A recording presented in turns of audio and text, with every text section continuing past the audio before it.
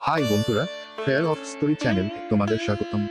আজকের গল্প অভিমানী বউ রোমান্টিক প্রেমের গল্প পর্ব 2। আশা করি গল্পটি তোমাদের অনেক ভালো লাগবে। তাহলে শুরু করা যাক। রাত 11টা বাজে, কিন্তু আমার ঘুম আসছে না। হঠাৎ মনে হলো ওর ঘুম না হলে ওর ভীষণ মাথা ব্যথা করে। ওর মাইগ্রেইন আছে। মাথা ব্যথায় সে খুব কষ্ট পায়। ওষুধগুলো লুকিয়ে রেখেছে। এটা করা বোধ হয় ঠিক হয়নি। ফোন করে না হয় বলি যে ওষুধের বক্স ফ্রিজের পেছনে লুকিয়ে রেখেছে। না থাক, বলবো না। বউ ছাড়া যদি ওর চলে তাহলে ওষুধের ব্যবস্থাও করেনি। সে তো একটিবারও আমাকে ফোন করেনি, তাহলে আমি কেন যেচে ফোন করব? বর ছাড়াও আমার দিব্যি চলবে। রাত 12টা বাজে, মরার ঘুম কেন আসছে না? এই 1 বছরে ওই হনুমানটার সাথে থেকে থেকে দেখছি আমার বদ অভ্যেস হয়ে গেছে। একলা ঘুমিয়ে আসছে না। ধাত্তেরি, সারা রাত্রি জেগেই কাটাবো নাকি?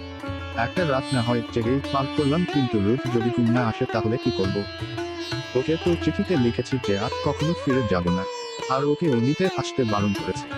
সত্যি যদি নিতে না আসে তাহলে আমার কি হবে? মান সম্মান বিসর্জন দিয়ে ভাঙার মতো তো আর যেতে যেতে পারি না। কি করতে যে রাগ করে এলামই না হয়, কিন্তু চিঠিটা না লিখলেই পারতাম। আর ওই মহাপুরুষও কি বেয়াদব যে চিঠিতে যা লিখেছি সেটাই অক্ষরে অক্ষরে পালন করছে। অন্য কথা বললে তো উনি কান দিয়ে শোনেন আর ওই কান দিয়ে বের করে দেন। আর এটার বেলা দেখছি হাদিসের মতো পালন করছে, তো আসলে সে আমাকে ভালো। আজকের পর্ব এখানেই শেষ করছি। অভিমানী বউ গল্পের দ্বিতীয় পর্ব শোনার জন্য সবাইকে অসংখ্য ধন্যবাদ। অভিমানী বউ গল্পের পরবর্তী পর্ব শুনতে চাইলে কমেন্ট বক্সে কমেন্ট করুন। আমাদের গল্পটি ভালো লাগলেই লাইক, কমেন্ট, শেয়ার এবং সাবস্ক্রাইবও করে পাশে থাকার জন্য অনুরোধ রইল।